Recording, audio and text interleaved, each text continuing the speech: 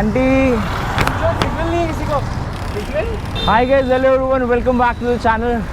So here we are today. So we have two fellow cyclists with us.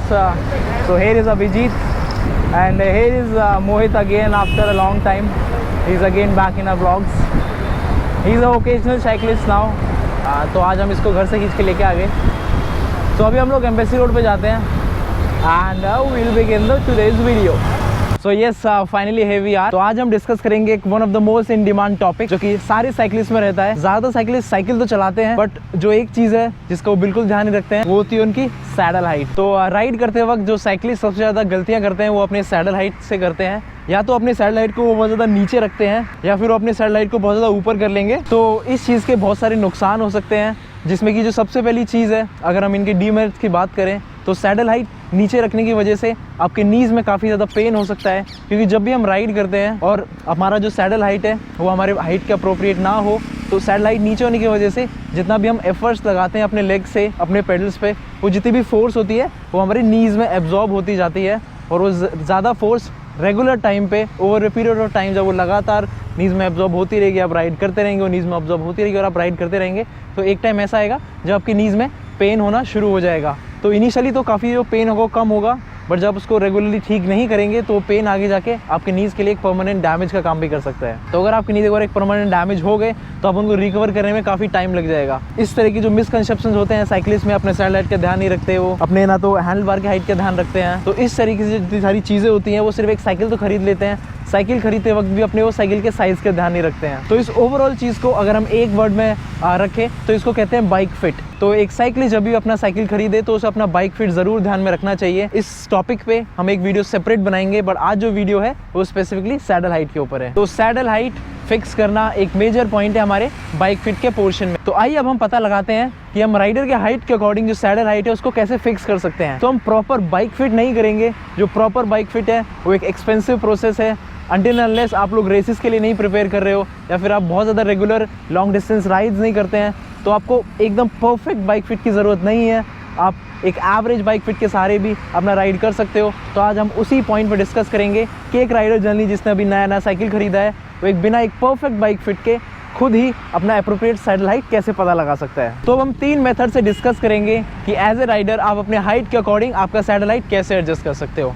तो जो सबसे पहला तरीका है वो ज़्यादातर लोगों में कॉमन है और ज़्यादातर लोग उसके बारे में जानते भी होंगे, वो होता है हमारे वेस्ट हाइट के अकॉर्डिंग. तो आप अपने सैडल को आपके वेस्ट हाइट जितना उसको एक्सटेंड कर लें तो वो आपके लिए परफेक्ट हो जाएगा. तो ऑलमोस्ट ज़्यादातर राइडर्स पे ये तरीका काम कर जाता है बट कुछ लोगों के लिए तरीका काम नहीं करता है. जैसे कि किसी का जो अपर बॉडी पोर्शन है वो ज़्यादा लंबा या छोटा होता है या फिर किसी के जो लेग्स हैं वो ज़्यादा लंबे या छोटे होते हैं. तो उनका जो अपर बॉडी पार्ट और लोअर बॉडी पार्ट है वो प्रोपोर्शन में नहीं होता है. तो कुछ लोगों पे ये तरीका काम कर सकता है और कुछ लोगों पे ये तरीका काम नहीं भी करेगा. तो आप ये तरीका ट्राई करके देख सकते हैं. अगर आपको ये परफेक्ट बैठ रहा है तो इट्स गुड. अब हम सेकंड मेथड की बात करते हैं. ये मेथड आप में से ज़्यादातर लोगों ने कभी नहीं देखा होगा. तो ये जो मेथड है ज़्यादातर एमेच्योर रेसर्स में फेमस होता है, जो कि फटाफट अगर इनका रेस शुरू होने वाला है और अपने बाइक वगैरह एक्सचेंज करते हैं तो फटाफट किस तरीके से अपना सैडल हाइट पता लगाते हैं. तो आप अपने आर्म को स्ट्रेच करेंगे तो आपकी आर्म लेंथ अब डिसाइड करेगी. आपकी आर्म पिट से आपका जो मिडिल फिंगर होगा वहाँ तक की लेंथ डिसाइड करेगी कि जो आपका सैडल हाइट है वो कितना ऊपर होना चाहिए. तो आपको जो अपना आर्म पिट है वो सैडल पर रखना है. तो आपको जो अपना आर्म पिट है वो सैडल पर रखना है और आपका आर्म स्ट्रेच करना है. तो जो आपका जो मिडिल फिंगर है वो आपके बॉटम ब्रैकेट तक आना चाहिए. तो आप जैसे कि यहाँ ऊपर देखिए तो जो मेरा आर्म पिट है वो मेरे सैडल पर रेस्टेड है और मैंने अपना जो आर्म है फुल स्ट्रेच किया हुआ है और जो मेरा मिडिल फिंगर है वो मेरे बॉटम ब्रैकेट के एकदम सेंटर में आ रहा है. That means this saddle height is perfect for me. तो ज़्यादातर लोग अगर एक क्विक फिक्स पता लगाना चाहते हैं अपने सैडल हाइट को पता लगाने का तो इस तरीके से अपना आर्म लेंथ स्ट्रेच करके अपने सैडल पर रेस्ट करें और उसको फुल एक्सटेंड करें और जो उनका जो मिडिल फिंगर है ये बॉटम ब्रैकेट के एकदम मिडिल में आना चाहिए. So this brings your saddle height to the most perfect position. ये 90 to 95% एक्यूरेट होता है. तो अब हम थर्ड मेथड की बात करते हैं. तो अब हमने अपना जो पहला और सेकंड मेथड है उसे पता लगा लिया कि हमारा सैडल हाइट कितना होना चाहिए. अगर अब हमको चेक करना है कि ये जो सैडल हाइट हमने जो सेट किया है वो परफेक्ट है या नहीं तो उसके लिए अब हमें सैडल पर बैठना होगा. तो आइए अब हम अपने सैडल पर बैठ जाते हैं. जब भी हम अपने सैडल पर बैठेंगे तो जो मेरा जो पैर है वो नीचे टच नहीं करता है. तो जैसा कि आप देख रहे होगे ये ग्राउंड से थोड़ा सा रेज्ड है. तो ज़्यादातर लोगों का ये बहुत टेंशन रहता है कि अगर मैं अपने सैडल पर बैठ गया तो जो मेरे पैर हैं नीचे नहीं टच करते हैं, तो वो टच नहीं करेंगे. अगर जो परफेक्ट सैटेलाइट होती है उसमें कभी भी पैर नीचे टच नहीं करते हैं। आपको सबसे पहले 6 o'clock का पोजीशन बनाना है।